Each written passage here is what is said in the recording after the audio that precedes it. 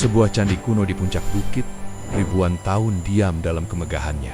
Tapi hari ini, bukan sejarah yang dipertaruhkan melainkan kedaulatan, nasionalisme, bahkan harga diri dua negara. Thailand dan Kamboja bukan cuma berseteru soal batu dan arsitektur.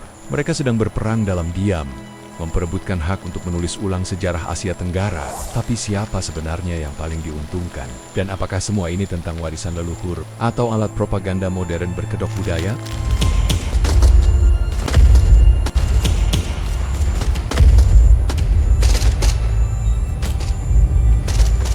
Di puncak pegunungan Dangrek, pada perbatasan yang tidak pernah benar-benar tenang antara Thailand dan Kamboja, berdiri sebuah candi kuno yang telah menyaksikan lebih banyak konflik dibanding doa. Namanya Candi Preah Vihear, dan dalam tampilan luarnya yang tenang, ia menyimpan luka sejarah yang dalam. Tidak seperti Candi Angkor Wat yang megah di tengah hutan Kamboja, atau Wat Phra Kaew yang sakral di tengah hiruk pikuk Bangkok. Preah Vihear terjebak di antara dua ambisi besar, menjadi simbol warisan budaya atau menjadi senjata propaganda negara. Pertanyaannya bukan sekadar siapa yang membangun candi ini, tetapi siapa yang paling diuntungkan jika sejarahnya ditafsirkan sepihak. Bagi rakyat Kamboja, Preah Vihear adalah simbol warisan nasional, peninggalan dari kejayaan peradaban Khmer klasik. Bagi sebagian nasionalis Thailand, ia adalah bagian tak terpisahkan dari sejarah Siam kuno. Pada tahun 1962, Mahkamah Internasional memutuskan bahwa Preah Vihear berada di wilayah Kamboja. Tetapi bahkan setelah lebih dari setengah abad berlalu, sengketa itu tidak pernah benar-benar selesai. Dan ketika UNESCO menetapkan candi ini sebagai situs warisan dunia milik Kamboja pada 2008, ketegangan pecah kembali bukan hanya dalam debat hukum dan diplomatik, tapi juga dalam bentuk konflik bersenjata, tembakan artileri, dan kematian warga sipil. Maka kita harus bertanya, apakah ini benar-benar tentang candi atau tentang sesuatu yang jauh lebih besar? Warisan budaya tidak pernah netral. Ia selalu dipolitisasi, baik secara halus maupun terang-terangan.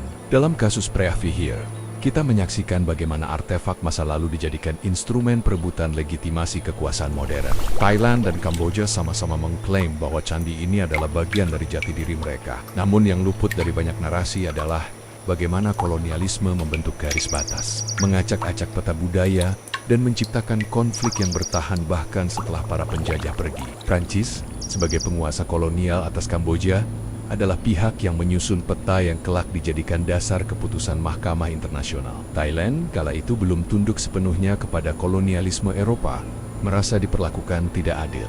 Maka sejak itu, bukan hanya candi yang menjadi rebutan, tapi juga narasi, siapa korban, siapa penjajah, siapa yang berhak mewarisi masa lalu. Yang menarik, konflik ini tidak berhenti pada klaim sejarah kuno.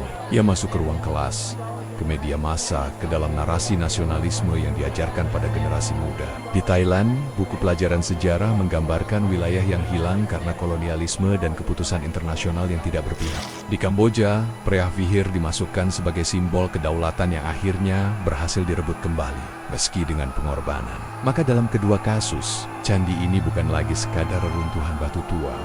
Ia telah menjadi simbol nasionalisme, luka sejarah, bahkan martir dari identitas bangsa. Disinilah warisan budaya berubah wujud menjadi alat propaganda. Dan jangan lupakan peran UNESCO. Ketika organisasi internasional itu menetapkan Preah Vihear sebagai situs milik Kamboja, mereka sebenarnya masuk ke dalam medan politik yang sangat kompleks. Bagi UNESCO, keputusan itu adalah bentuk pelestarian warisan budaya dunia. Tapi di mata Thailand, itu adalah pengesahan sepihak atas klaim Kamboja yang mengabaikan sensitivitas geopolitik dan sejarah bersama. Maka sejak saat itu, UNESCO bukan lagi hanya badan pelindung budaya, ia menjadi aktor politik global yang bisa memicu konflik. Disinilah terlihat bahwa pelestarian budaya, meski tampak luhur, tak pernah sepenuhnya bebas dari kepentingan dan penafsiran. Bahkan dalam dunia diplomasi budaya, siapa yang mengontrol narasi, mengontrol realitas. Namun mari kita masuk lebih dalam lagi. Apakah benar Preah Vihear hanya milik satu bangsa? Jika kita menelusuri sejarah Asia Tenggara sebelum kolonialisme, kita akan menemukan bahwa budaya, arsitektur, dan pengaruh kerajaan melintasi batas-batas modern. Peradaban Khmer klasik tidak hanya berpusat di Kamboja, ia menyebar hingga ke wilayah Thailand, Laos, bahkan Myanmar. Bahkan teori yang lebih radikal menyebut bahwa kejayaan maritim seperti Sriwijaya pernah berjejaring dengan daratan Asia Tenggara, menyebarkan agama dan sistem sosial yang bercampur baur. Maka dalam konteks itu, Preah Vihear bukan hanya milik Kamboja atau Thailand.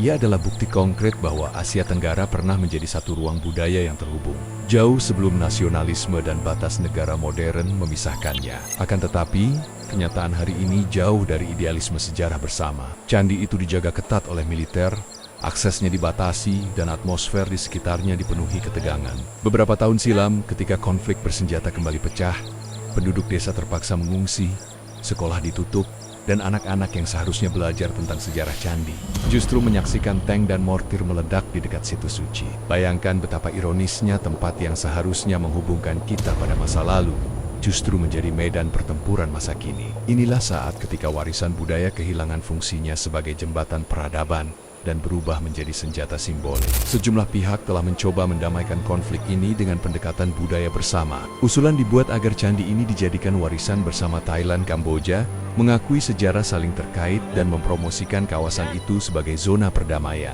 Namun sampai kini, solusi seperti itu masih dianggap naif. Sentimen nasionalisme jauh lebih kuat. Kedua negara khawatir bahwa kompromi berarti kelemahan. Padahal justru dalam pengakuan terhadap sejarah lintas batas inilah letak kedewasaan peradaban.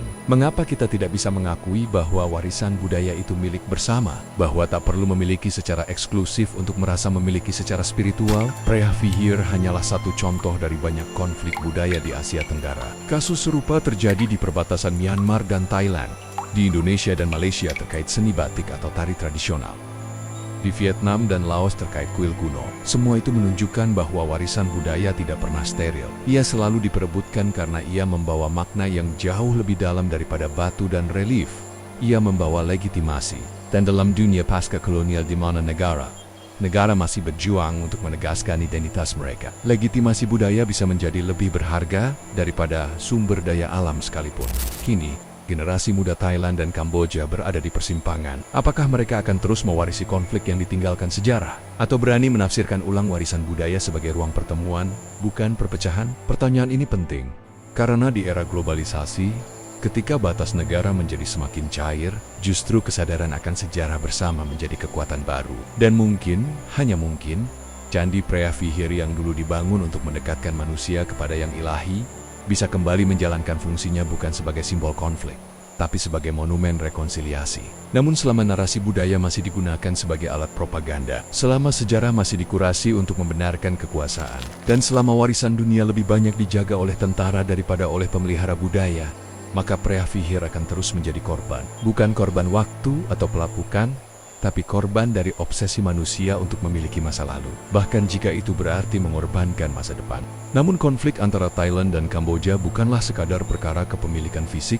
atas Candi Preah Vihear. Di balik dinding kuno dan prasasti batu yang terpahat ribuan tahun lalu, tersembunyi narasi yang jauh lebih dalam, narasi tentang siapa yang lebih layak menyandang warisan kebesaran masa lalu. Thailand dan Kamboja tidak hanya bertarung memperebutkan situs arkeologis, tetapi juga klaim atas identitas, prestise, dan bahkan legitimasi kekuasaan mereka di mata rakyat dan dunia internasional. Di panggung geopolitik Asia Tenggara, warisan budaya tak ubahnya senjata diplomatik yang halus. Ketika sebuah negara berhasil mencaplok simbol kejayaan masa silam apalagi yang diakui UNESCO, maka itu berarti mereka bukan hanya mewarisi batu dan arsitektur, melainkan juga mendapatkan hak moral untuk mengklaim bahwa tanah mereka adalah pusat peradaban. Dalam konteks ini, Preah Vihear menjadi pion dalam permainan catur politik kultural antara dua bangsa yang sama-sama merasa sebagai pewaris sah kerajaan besar kuno, Hammer, dan secara lebih luas, Sriwijaya. Yang sering terlupakan dalam diskursus ini adalah bahwa sejarah Asia Tenggara bukanlah cerita tunggal milik satu bangsa. Dari prasasti, peninggalan arsitektur yang menyebar dari Jawa hingga Lembah Mekong, hingga mitologi dan kosmologi yang saling bercampur, jelas bahwa kawasan ini pernah menjadi ruang peradaban yang saling terhubung. Maka ketika satu situs seperti Preah Vihear dijadikan simbol eksklusif nasionalisme tunggal, itu seperti mereduksi kompleksitas sejarah menjadi alat propaganda modern. Apalagi ketika bukti-bukti arkeologis dan bahasa menunjuk adanya kemungkinan besar keterlibatan peradaban maritim seperti Sriwijaya dalam menyebarkan budaya dan sistem kepercayaan hingga ke dataran tinggi tempat candi itu berdiri. Perdagangan, misi keagamaan, dan aliansi politik lintas wilayah menjadikan hubungan antara Nusantara dan daratan Asia Tenggara lebih cair dari yang kita kira. Namun apakah narasi ini dipelajari dan diakui? Tidak. Yang mengemuka justru tuntutan sepihak berdasarkan batas modern yang tidak pernah dikenal oleh arsitek Preah Vihear. Lebih menyedihkan lagi, konflik ini juga telah menelan korban jiwa. Bentrokan bersenjata antara pasukan militer Thailand dan Kamboja selama dekade 2000-an menandai bagaimana situs purbakala yang seharusnya menjadi simbol perdamaian dan pencapaian spiritual manusia justru menjadi alasan untuk saling membunuh. Di medan pertempuran itu, peluru beradu bukan karena minyak atau kekuasaan ekonomi, tetapi demi mempertahankan hak atas batu-batu purba yang sudah menyaksikan ribuan tahun perubahan dunia. Akhirnya, pertanyaan yang harus kita renungkan bersama adalah ini. Apakah warisan budaya memang dimaksudkan untuk dibela sampai titik darah penghabisan? Atau justru harusnya menjadi jembatan yang menyatukan kembali bangsa-bangsa yang pernah satu akar, satu peradaban, dan satu cita-cita kosmologi? Konflik Thailand-Kamboja soal Candi Preah Vihear adalah cermin tentang bagaimana manusia modern terkadang lebih rakus daripada leluhur mereka sendiri, rela memanipulasi sejarah demi ego politik. Dan disitulah letak ironi terbesar dari semua ini. Ketika batu-batu bisu dijadikan alat propaganda, maka sejarah tak lagi jadi pelajaran, tapi menjadi peluru. Maka siapa yang benar-benar diuntungkan dari konflik ini? Bangsa, penguasa, atau ego masa kini yang haus akan kejayaan masa lalu yang belum tentu miliknya? Namun pertanyaan itu belum tuntas. Karena di balik konflik Thailand dan Kamboja, tersimpan pertarungan ideologi yang lebih luas. Siapa yang berhak menulis ulang sejarah Asia Tenggara? Dan siapa yang punya suara paling lantang untuk menentukan warisan? Siapa yang pantas diangkat ke panggung dunia dalam dunia yang dikendalikan oleh legitimasi internasional seperti UNESCO? Kemenangan tidak selalu ditentukan oleh kebenaran sejarah, tetapi oleh diplomasi, kekuatan politik, dan strategi propaganda budaya. Dan disinilah kita menyaksikan bagaimana warisan budaya yang seharusnya menjadi milik kolektif umat manusia berubah menjadi alat kompetisi antar negara. Ketika UNESCO menetapkan Candi Preah Vihear sebagai situs warisan dunia pada tahun 2008 atas nama Kamboja, reaksi Thailand tidak sekadar kekecewaan diplomatik. Gelombang protes terjadi di dalam negeri.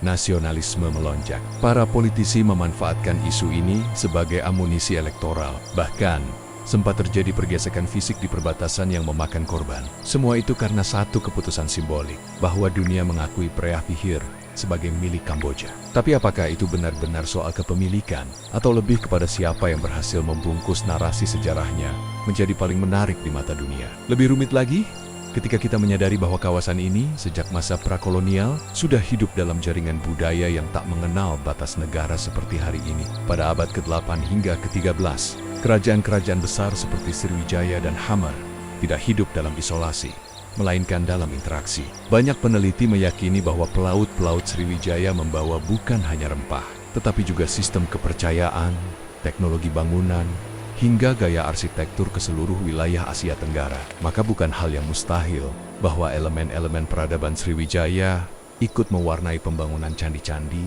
seperti Preah Vihear. Tapi klaim seperti itu jarang muncul di permukaan, karena tak sejalan dengan agenda nasional modern yang ingin membangun identitas tunggal dan tak terbantahkan. Dan di titik ini kita melihat bahwa konflik ini jauh dari sekadar perebutan candi. Ia adalah perebutan legitimasi sejarah, perebutan hak untuk berkata, kami adalah pewaris kejayaan Asia Tenggara. Dan ketika klaim itu mendapatkan pengakuan global, maka ia menjadi kekuatan lunak yang sangat efektif, soft power yang lebih ampuh dari sekadar senjata. Ia membentuk kurikulum pendidikan, museum nasional, bahkan cara dunia melihat satu bangsa. Ironisnya, dalam pertarungan ini, sejarah seringkali justru dikorbankan. Fakta-fakta kompleks dipotong agar sesuai dengan narasi yang dikehendaki. Bukti-bukti yang menunjukkan koneksi lintas wilayah diabaikan. Dan yang tersisa hanyalah kebanggaan kosong yang dibangun di atas puing-puing manipulasi budaya. Padahal, jika sejarah benar-benar dipelajari sebagai jaringan pengetahuan yang saling terhubung, mungkin Preah Vihear justru bisa menjadi simbol persatuan, bukan perpecahan. Mungkin ia bisa menjadi bukti bahwa Asia Tenggara pernah punya peradaban besar yang tidak terikat oleh bendera nasional, tetapi oleh semangat kebersamaan maritim dan spiritual.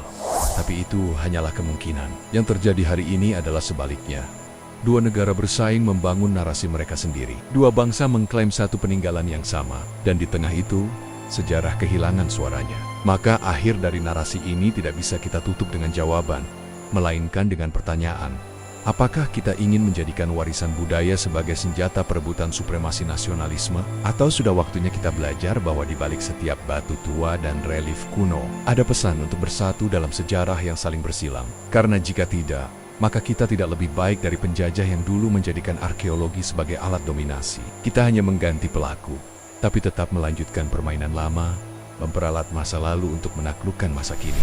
Dan disitulah bahayanya, ketika warisan budaya bukan lagi soal pelestarian, tapi soal penguasaan. Maka, siapa sesungguhnya yang sedang berperang hari ini? Thailand dan Kamboja, atau masa kini melawan kebenaran masa lalu? Candi bisa berdiri ribuan tahun, tapi narasi tentangnya bisa berubah dalam semalam. Siapa yang sesungguhnya menguasai sejarah? Mereka yang membangunnya, atau mereka yang menceritakannya kembali? Ketika prasasti dibungkam dan fakta dilipat dalam bendera, kita harus bertanya, apa yang benar-benar sedang diperjuangkan? Budaya atau kekuasaan? Jika kamu merasa sejarah tidak selalu ditulis oleh mereka yang jujur, bantu sebarkan video ini. Klik subscribe, aktifkan lonceng notifikasi, dan bagikan ke teman-temanmu yang belum tahu konflik ini. Tulis pendapatmu di kolom komentar. Apakah kamu percaya warisan budaya bisa jadi alat propaganda negara? Kita akan terus gali sejarah yang selama ini dikubur. Satu video demi satu kebenaran.